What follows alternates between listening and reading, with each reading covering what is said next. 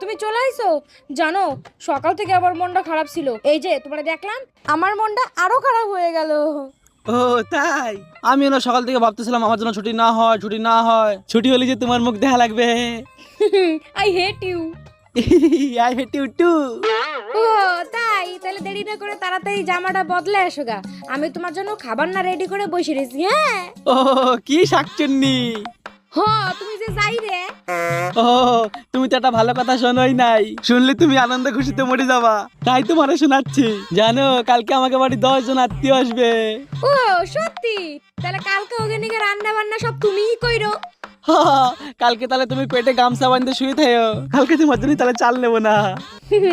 আমার একটা রিকোয়েস্ট শুনবা? তুমি আমার সামনে থেকে সরে যাও, তোমার না আমার দেখতে ইচ্ছা করতেছে না। ও তাই? তাহলে আর তোমার সামনে বেশি করে দাঁড়াই থাকবো।